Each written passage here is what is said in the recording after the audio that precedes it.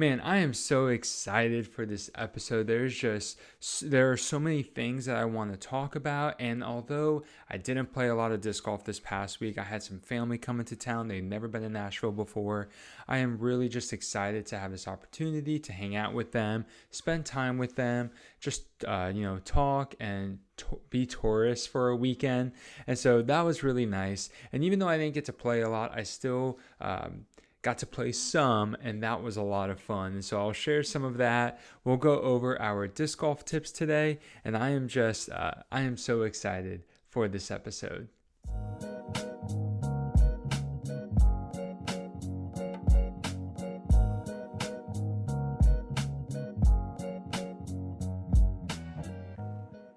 Hey everybody, what is up? It's Antonio. Welcome to episode 7 of Teach Play Disc Golf, a Gladiator Disc Golf podcast. I am so excited for this episode, like I've already said. And even though I anticipate this being a little bit of a shorter episode, I think it's still going to be so good, so full of good information, some tips to help you guys. It's a disc review. We're going to talk a little bit about the Music City Open. I have some more on that later and kind of what was going on with all that in regard to me being able to watch it. But I am just really excited. But first and foremost, I need to talk about Ricky Wysocki. I know last episode I didn't make it sound like I basically said that Ricky is out. And by all accounts, literally his Instagram account, it sounded like that was the case. But as you all know, Ricky Wysocki did play and finished pretty good, finished pretty well in the MCO. We'll get to all of those details a little bit later, but I just want to say that I was impressed by him. It was awesome seeing him back, even though he wasn't really in contention to win at the end of it. It was really cool just seeing him there, competing again, and honestly playing fairly well. The dude is just so talented. Before we get into recapping MCO and talking about a few other things, I just wanted to talk about the last week of disc golf for me. So I had some family come into town, never been in Nashville before. It was a lot of fun. It was so good to have them, visit with them, and just hang out with them. My wife and I moved here 6 months ago, and we have no family in this area. We moved here because I got a job in the area, and that's been going great. That's been a lot of fun, some unique challenges that have really helped me as a writer improve. But, we didn't move here and know a ton of people. We had some friends in the area, which seems to be the kind of a Nashville thing where basically everybody knows somebody because Nashville is full of transplants at this point. So that it's been a lot of fun. It's taken some adjustment. But with family coming into town, there wasn't a lot of time for disc golf. Really, no one in my family plays disc golf, especially regularly. And so it was just one of those things where it's not like I could say, hey guys, let's all get up and go play in the morning. It was going to receive a lot of no, I don't want to do that. So I didn't get to play a whole lot of disc golf. I did get to play on Sunday. So basically I got to play once. I basically got to play like once over the course of 5 or 6 days, which I'm still grateful for. I enjoy playing whenever I can. And it was really fun playing this course because my wife came with me and it was just the two of us, and we got to go out on Sunday afternoon, just play some disc golf. And we went to a new park for her. I've been to this park a lot. I've shared some videos from there. I always want to say McCord Park because it reminds me of this course in Texas, but it is not McCord Park. It is Crockett Park. So Crockett Park, pretty fun course. I like to go to Crockett occasionally. This is a course that doesn't have a lot of unique shots. Yeah, there's some elevation, there are some trees in the way, and there are some more wooded holes. But overall, Crockett is not the most fun course in my opinion. You may have a course like this near you. The shots are a little bit repetitive, or they don't require a lot of challenge. It's more just about giving you an opportunity to dial your throw, dial your form. And that's what I really like it for. I like going to Crockett where I feel like, okay, things have felt a little off lately. Let me go ahead, let me work on some of this stuff. And that just makes it so much better and so much easier to go there periodically, maybe every month or two, every month and a half. I'll go there and play a round or two just to kind of help get that dialed in. Because there's so few obstacles, it's almost, I find it harder to get a bogey than a birdie on most of the holes. And so it's one of those things where it's like, even if you have a bad drive, you can still scramble and save par. And that's really nice when you're working on your form, because you can focus on form and not so much the consequences or like the results of the throw. Whereas at Liberty, and you guys have seen me play there before, and I've talked about it a lot, all wooded course. And that is a course where it's great for really pinpointing your throws and working on your accuracy. But if things are feeling a little off, if you don't quite feel like you're consistently hitting your line, it's pretty hard to go there and work on those kinds of things, just because you don't have a lot of wiggle room. It can lead to more frustration rather than creating an environment where you can focus on your form and improve in those ways. Let's go ahead and let's talk about some of the players that stood out to me this past weekend. So a couple things. I already mentioned Ricky came back. I was wrong. I'm so happy that he played. I think it's great that he worked through it. And, some of the throws, I was even listening to Brian Earhart on the live coverage. He was basically saying, it doesn't look like his wrist is really bothering him on some of these throws because he's still ripping the disc. But there were a couple instances where, one in particular that I can think of, Ricky switched to a spin putt, and he 3-putted that hole. He went from like a birdie opportunity to a bogey, so we call that a birdogie, which wasn't ideal. And I'm wondering if the wrist has a lot to do with affecting his putt more than anything else. And if that's why he's been very cautious about taking time off and not playing in any tournaments, that makes a lot of sense, because the last thing you want is to be playing really well, but you can't finish the hole. You can't putt out, because that's really frustrating. I almost find that to be more frustrating than when you're not able to get in the fairway or something, because there's just something really wrong majorly when you can't hit the fairway. Whereas with putting, it could be it can almost just be like a small discomfort that could be throwing you off. And so in this case, that could be his wrist. So I'm hoping that he shares a little bit, because that'd be really interesting to talk about kind of in preparation over the next couple of weeks. I'll be checking his Instagram pretty regularly to see what he shares about that.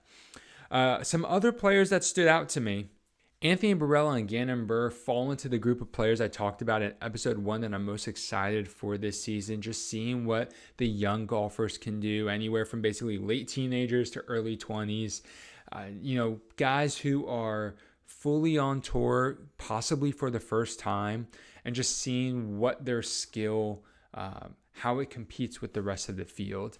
So I'm really excited about that. I am so ready for Anthony Barela to win a Disc Golf Pro Tour event. I think he deserves it. He works hard for it. He has the skill for it. He just needs to put it together. It's kind of ironic.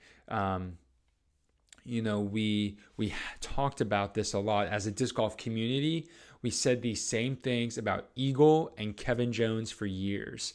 And it's almost like we're not really talking about those players anymore. And even further behind that, we talked about Simon a lot that way. Like, oh, this is going to be Simon's year. And it never really came into anything. And then last year, it's almost like Simon was able to take this sort of, I don't know if this is going to make sense, but it's just kind of the way I'm thinking about it. But like Simon is taking this sort of mental break where, yes, he's still competing, but he's had so much else going on in his life, getting married, having a son, that his mind's been elsewhere, which almost gave the disc golf brain of his a break. In a sense, like he wasn't constantly focused on disc golf 24/7, improving, making vlogs, YouTube videos, doing trick shot videos with people. He was almost able to like disassociate from that for a couple months, and still like made content and competed within them, but it gave him that escape from disc golf. Whereas for a lot of us, disc golf is the escape from a lot of other things. But for someone like Simon, who's been playing since 2 years old, you almost need something to separate from disc golf, and basically just going through major life events seemed to do that for him, because we saw him win 4 Disc Golf Pro Tour events last year. And he's off to a very good start this year. He's been playing really well even while switching manufacturers. So that's been really exciting. Some interesting news that happened. I've seen mixed reviews and kind of thoughts about this. But I've mentioned her before on this channel, Caroline Henderson. It's her first year on tour. She's from North Dallas, Texas. Plays a lot of the same courses that, if you guys have been following my channel for a while, you would have seen me play and record videos on when I lived in Texas. She just recently signed with Prodigy. I saw on her Instagram she's on the core team. And so that's really cool for her. I think it's great for Prodigy because it gives them a major talent, up and coming talent, especially in the FPO division. They had, I just went blank of her name. I want to say Hannah, but I feel like that might be wrong. But they had a player last year. Right? She was a lefty. I'm just drawing a blank right now with her name. But she didn't like retire, but she's taking a break, like significant break, to where it was just she's trying to focus on other things. And the FPO field for Prodigy was basically empty. So the fact that they are able to get Caroline Henderson, add a good player to their FPO division, and really start to bring positive attention to their brand is really good for Prodigy. I hope it works out for Caroline. I didn't get to watch her in the bag video that she did a couple weeks ago, but I know she did have quite a few Discraft discs based on her Instagram videos. And I think she threw some Prodigy, but I'm not entirely certain. I'll need to go back and look at that. But I know she didn't bag a full Prodigy bag, and I know she was pretty much open bag doing whatever she wanted. So it's really interesting going to Prodigy, especially in the middle of a season, so to speak. Like we are a month and a half into the season, maybe even 2 months, depending on when she started playing. And she's now been picked up by a sponsor and now having to learn all new discs. So that's pretty interesting. I'm happy for her. I'm happy for Prodigy. I hope it works out for them. I know they just released a bunch of signature discs, parodies on playing cards, ace, king, joker, queens, that kind of thing. So we'll see how all that goes. I don't know if she's going to get one of those signature series since those already basically came out and were announced, but I really hope the best for her. I hope that Prodigy will figure out everything about its discs, make things fly a little bit more consistently, and that hopefully this maybe calms the waters surrounding them, especially with everything that happened with Gannon Buhr, which, by the way, I haven't heard anything recently in regard to that. So I don't have any news to share with you regarding Gannon Buhr. But that is basically some of the current events that I wanted to share with you. So now I want to talk about this really important disc golf skill. By far, in my opinion, one of the most important things a disc golfer can do is rest. It is a lot of fun to go play disc golf. It is a lot of fun to do field work and practice putting. Honestly, my opinion, it's fun to do those things. But it's really easy for disc golfers to almost, in a sense, like lose track of time and lose focus and not rest. Yes, disc golf is exercise for pretty much everyone who plays it. Yes, a lot of disc golfers use disc golf as their form of exercise versus going to the gym or going on a run, that kind of thing. And I love that. I mean, that's kind of what I do. I used to work out a whole lot. I don't really anymore. And around the time that I stopped working out regularly, I started playing disc golf regularly. And so it's kind of been my exercise, my weight room, so to speak. But whether or not you have an athletic background, something that's important is to consider rest. Rest is actually the best way for your body to heal itself and the best way to improve your form. I know it may sound counterintuitive that not playing disc golf actually helps you play disc golf, but think about it. Some of the most common injuries that we see in disc golf are from overuse. Shoulder pain, elbow pain, could be even lower body pain in your knee and in your hips. And obviously a lot of that has to do with proper warm-ups, cooling down, stretching, keeping your body limber, icing, heating, massaging, all of those things, stretching. But rest above all of those things will be the best medicine for our bodies. And if we don't rest regularly, we're doing harm. And while it may be months and even years before you experience the side effects of a lack of rest, it will eventually happen. Now, that's just physically kind of what happens with your body with injury and that kind of thing. But rest also helps you with your form and with your game and can actually help you improve more than playing. And here's kind of my thinking, my experience with this, and what I've seen with other players. And in particular, I reached out to Silas Schultz several months ago at this point, and he shared this tip with me. He basically said that things started clicking for him as a disc golfer when he took a couple months off and then came back and only threw mids and putters for a month or two. So we'll get to the mids and putters section here in a minute, but this idea of rest, basically turning off disc golf and just not playing, gives your body a chance not only to heal physically, but think about all the bad habits you've made in disc golf because of muscle memory. If you don't play for a while or even just a few days, you can and almost like psychologically reverse some of that muscle memory because you forget that you were doing it. And so it almost starts to feel a little bit like a brand new motion again, and you can refine it with focus by knowing, okay, this is what I need to do instead. And instead of your body adjusting to use muscle memory, it's like, okay, we've never done this before, so to speak, quote unquote. So rest is a really powerful thing, obviously to prevent injury, but also to help with form. Now, rest is a very broad term in the sense of how much rest. I would recommend if you're playing regularly, a couple times a week, you need to have at least 1 or 2 rest days. There might be some elite weightlifters, powerlifters, bodybuilders that work out every day.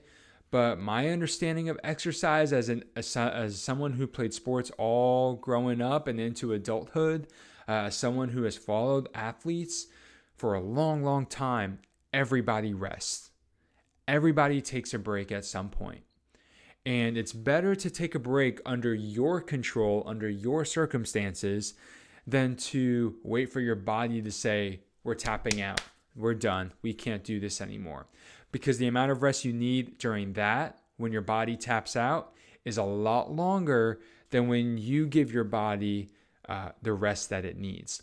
So if you play a couple times a week, I would say 1 to 2 days a week. If you're only playing once a week, you're already taking your days of rest in. But if you're playing 3, 4, 5 days a week, and that's including rounds, but also field work, putting practice, you need to have 1 or 2 days where you just don't even touch a disc.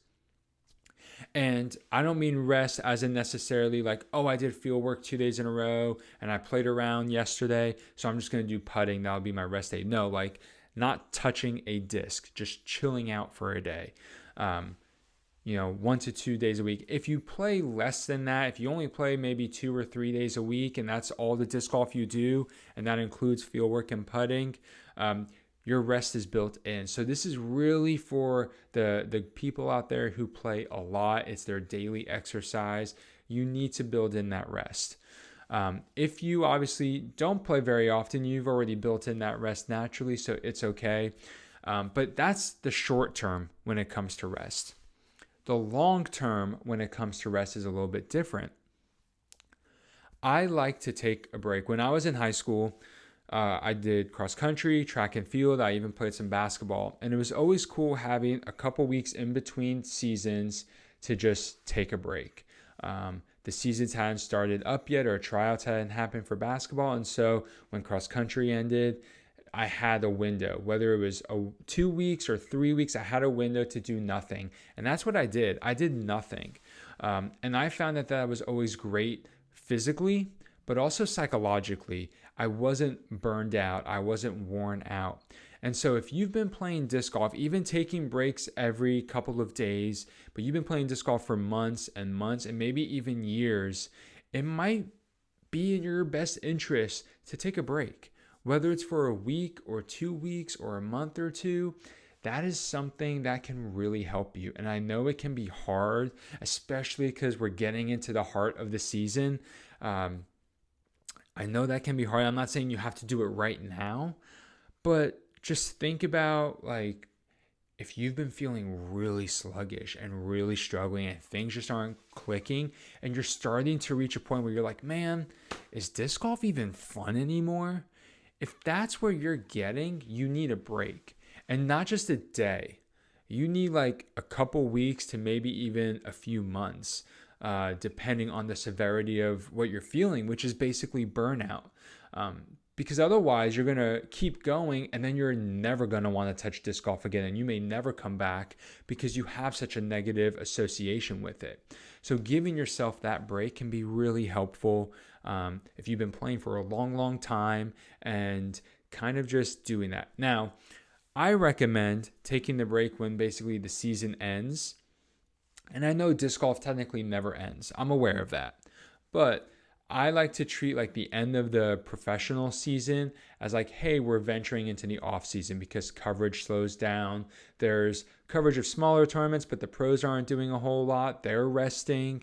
So I treat the end of the season to the beginning of this season, and that time in between is the off season. And I just think it's so helpful to really minimize how much you're playing. It tends to be the winter time, which is a great time for most players to kind of chill out and not do much. Or, they're only working on their putting or just doing some field work and not playing as much. I think that's a great option, a great time of year really to take that time off. And if you do that year after year, you're going to build that healthy habit of taking rest, treating your body well, and being able to play a whole lot longer. Now, Silas mentioned at the very end there that when he came back after taking a month or two off, he threw putters and mids. And I won't delve on this or dive into this and spend too much time on it, but I just want to make a quick note that when you take an extended break from disc golf, the last thing you want to do is come back and act like you never took a day off. You're going to feel soreness. You're going to be working some muscles again that hadn't been worked in a while. And so using slower discs, putters and mids, is a great way to get back in the swing of things and not overexert your body and cause injury. Because if it's like you're used to throwing 12-speed drivers all the time and crushing those, good for you. But if you just took 2 or 3 months off, you maybe shouldn't jump into throwing 12 speeds right away. You may want to take a couple weeks with putters and mids, start building in some fairway drivers, and then go into distance drivers. And it's not because you're incapable, it's just a safety thing, and making sure that you get warmed up. But especially if you took a break for form purposes, if you want to take a couple steps back and reassess your form, putters and mids are your best bet to do that. That's just, common disc golf knowledge at this point. Everybody talks about it, but that's the best way to go about doing that. Now let's go ahead and let's review our disc. I am so excited for this disc review. Thank you so much to OTB Discs for sponsoring the disc review here on this channel.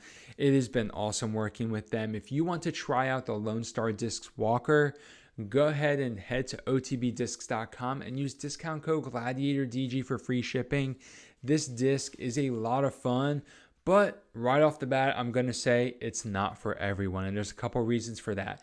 This disc is an overstable mid-range at 5 speed, 3 glide, 0 turn, and 4 fade. This disc is more overstable than a Mint Bobcat and is probably comparable to a MVP deflector and almost as overstable as a Discmania Mutant. I actually have a Discmania Mutant. I found this disc used, and it was dyed this way, used. White disc, dyed, no name or number. I found it at a store, and I paid for it. I didn't find it on the course and keep it, all right? But it's so pretty. But this disc is more overstable. It has the same flight numbers, but it's more overstable than the Walker. So if you've thrown the Mutant before, you know how beefy this thing is. It's almost like 5 fade, not 4 fade. The Walker is not as overstable as the Mutant, but it's fairly close. It's one of the most overstable mids I've ever thrown. And I would say that right off the bat, it is accurate to the flight numbers. You do not have to worry about this thing turning and flipping on you. It is not going to do that. Like I said, it's basically between a deflector and a Mutant, more overstable than a Bobcat. And so for those reasons, or for that comparison, I think it is a great utility mid-range for most players.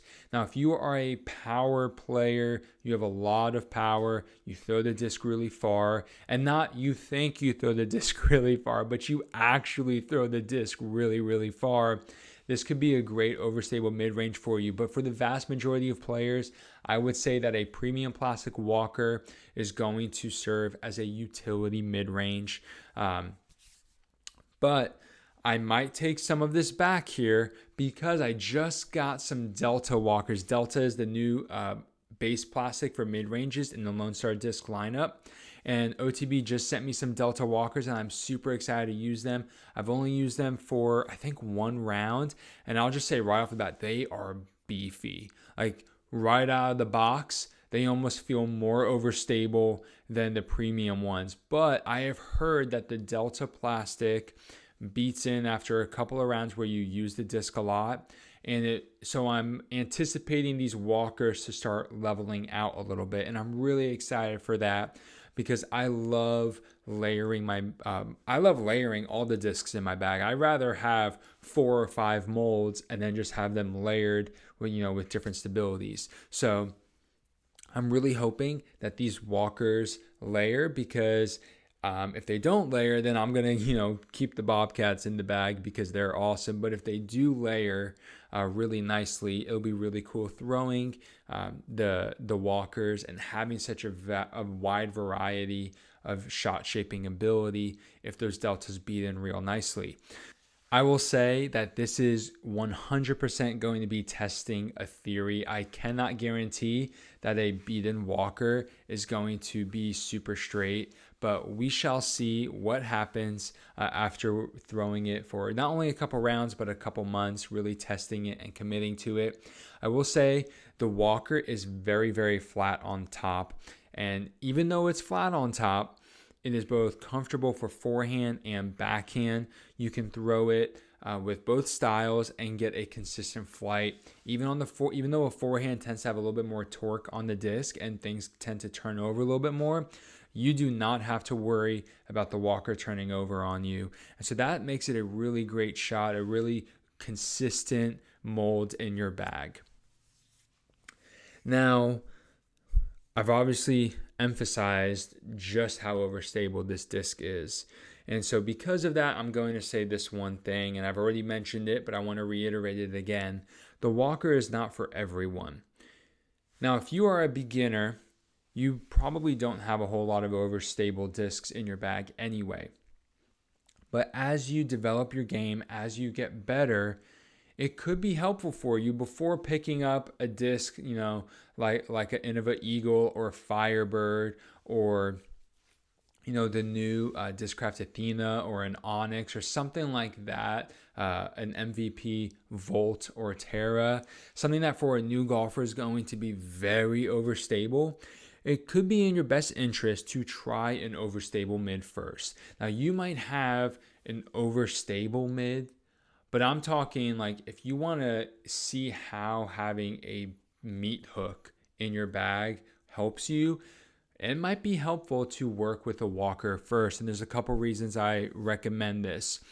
One, if you are a beginner, a 5-speed disc is going to be easier for you to learn, control, and master off the bat because the speed is not too much for you. You're also going to learn how to manipulate certain shots and make the disc do things for you because of its overstability that you couldn't have done with other discs. And so having those options with a slower disc is a great way to really develop your game once you kind of have laid the foundation of form and consistency. And then as you continue to develop from there, you may say, I love having an overstable mid like this. Let me try an overstable driver. And now you're going to get even more variation. And so you'll start to find opportunities to throw both. Obviously, with a faster disc, you should be able to get more distance. You're going to have some really cool flex shots that tend to just glide and carry a little bit more than a mid-range would, whereas like a mid-range can really start to slow down a little bit sooner because it has a more blunt nose.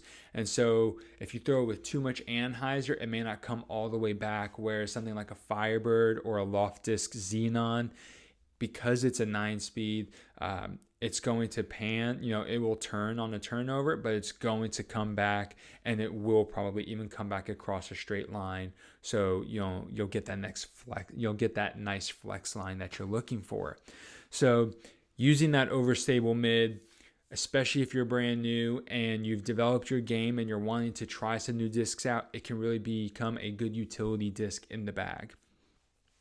So that is basically the Lone Star Disc Walker. Really cool disc. I like it a lot. I've been using it more recently. I'm testing it out to see if it can layer as my overstable mid and cover my neutral to overstable slots, and we'll just see how beat in it can get.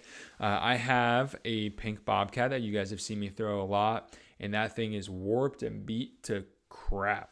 I mean, that thing flies straight and turns. For a Bobcat, that's really impressive. And so we'll see. That took me a while. That took me at this point, I've been throwing it for 2.5 years.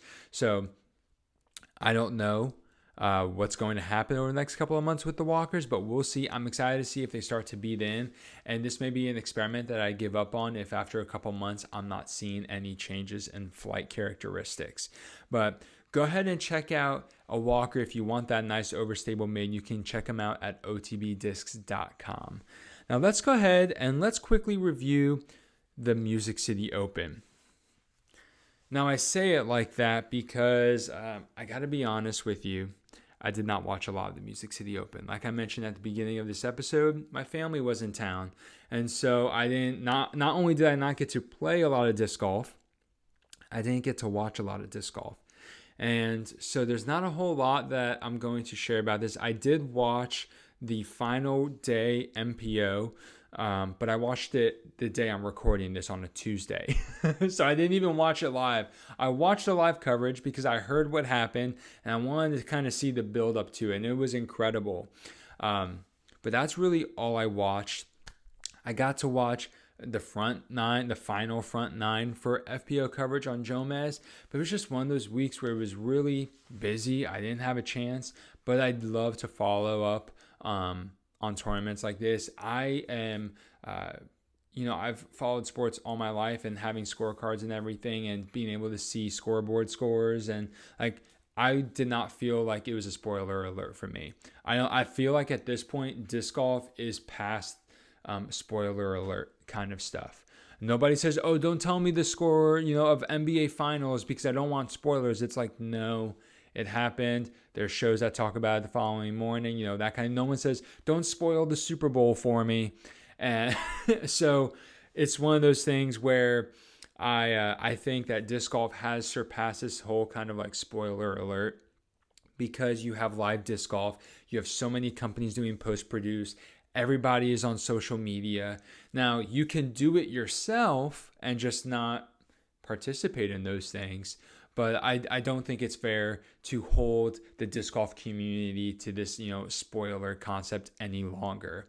When it was only Jomez and only CCDG and Gatekeeper, that was one thing. But at this point, it's not. So I'm done with that rant. That was unplanned. But so I know who won.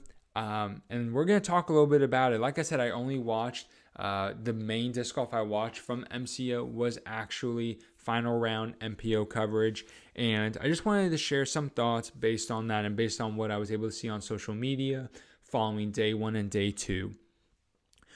So, first off, congratulations to Simon Lizotte. Great job. He played super, super well.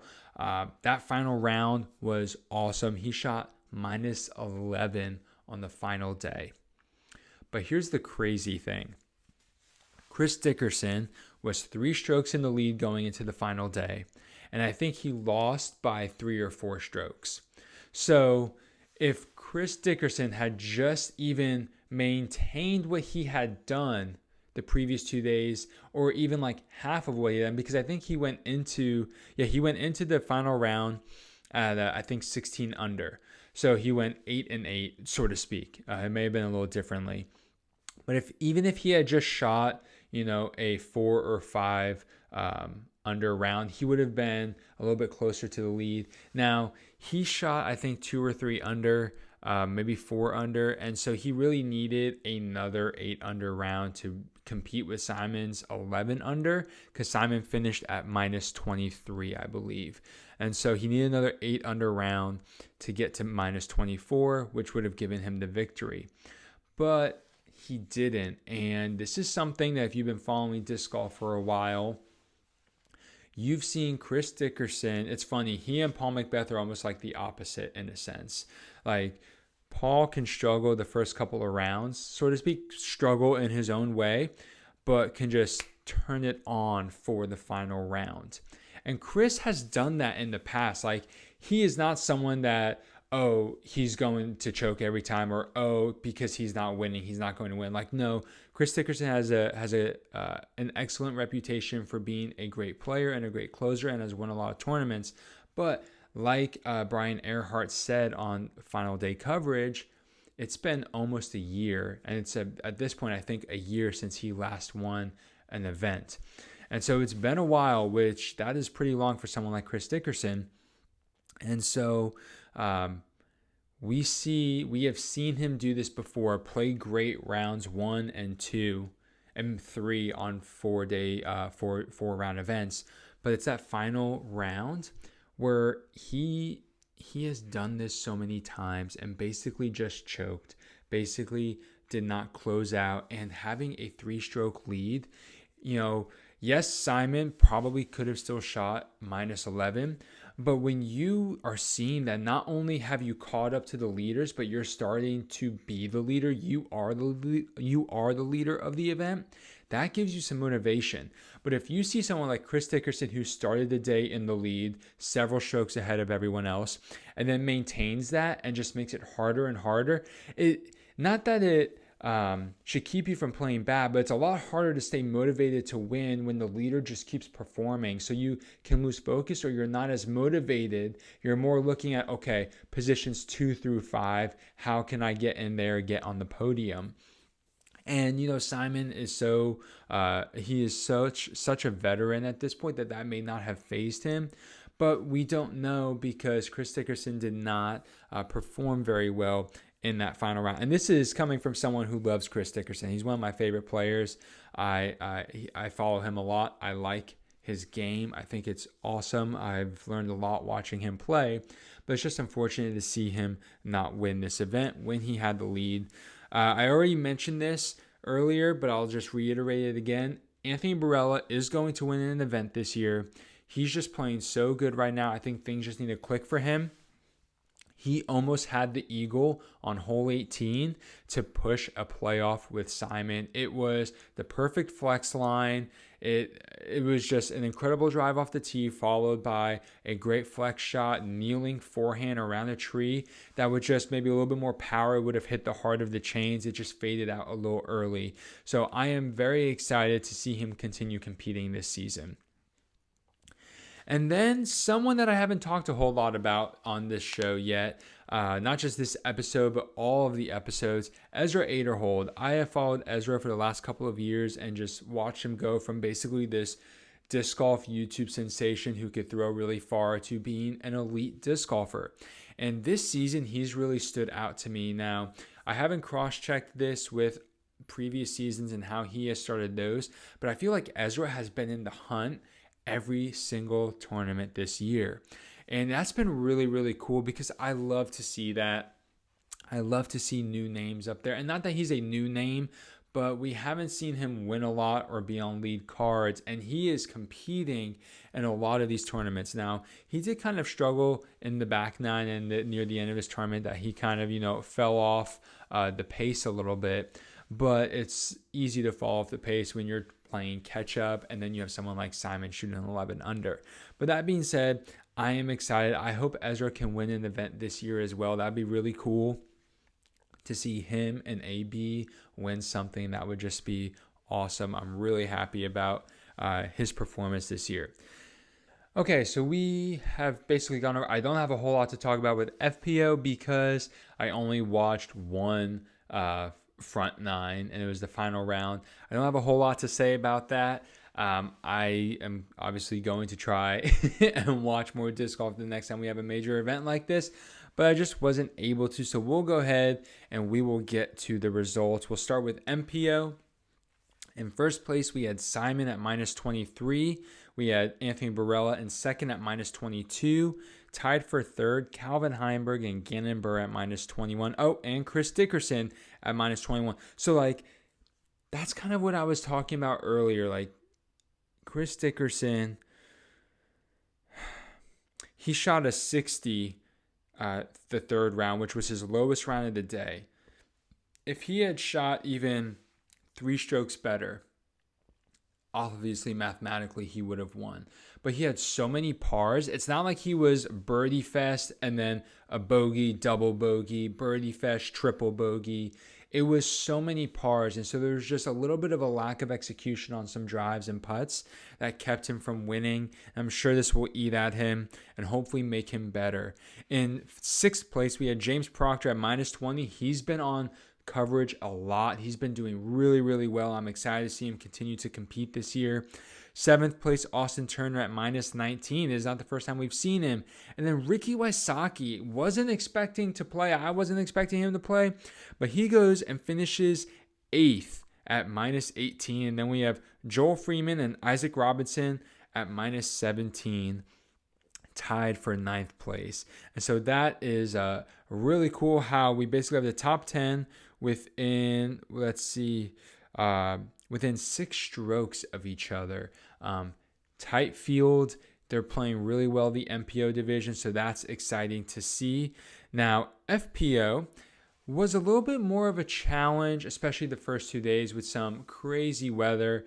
I did not go out and play those days. Obviously, yes, my family was in town, but the weather was not great. It was rainy most days, as you guys saw on that coverage, but she was still able to do this. Kristen Tatar, first place with minus 7. Jennifer Allen, a veteran on tour. So good to see her competing.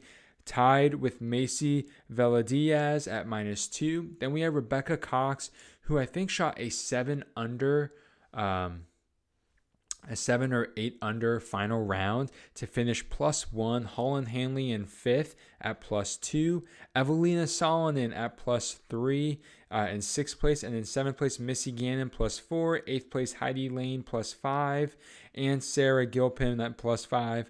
And then 10th place, Allie Smith at plus 6. So we had a 13-stroke spread.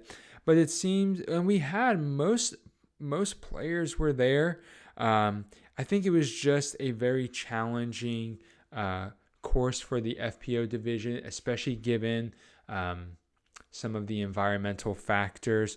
One side note I haven't seen a whole lot, Paige Pierce finished tied for 27th with plus 15. So, yes, I apologize a couple episodes for basically calling her out, but at the same time, there is some validity to this. She just won an event a few events ago. I'm drawing a blank right now because I wasn't planning on talking about this, but we see her kind of dropping again. So I hope she can figure it out and be a little bit more consistent because it's always great to see her on coverage and compete well. But everybody, that is basically it. I hope you enjoyed this episode. I know I had a lot of fun talking through it, sharing some tips with you, and really just talking disc golf. I love talking disc golf. I could talk about it all day. And so I hope you enjoyed this episode. And so we'll go ahead and we'll sign off here. Remember, this upcoming week, go ahead and teach someone how to play, whether it's online with coaching or just teaching someone who's never played before, getting them out to a field or a disc golf course and watching them throw the disc and seeing their faces light up when something cool happens. So go ahead and teach someone. Go ahead and play some disc golf yourself. Get out there, enjoy it, and just remember that it is just a game and we all are here to have fun. We all want to improve, but over and above all, we love this sport because we love the game itself. And so go ahead and play some disc golf. And until next time, everyone, have a great round.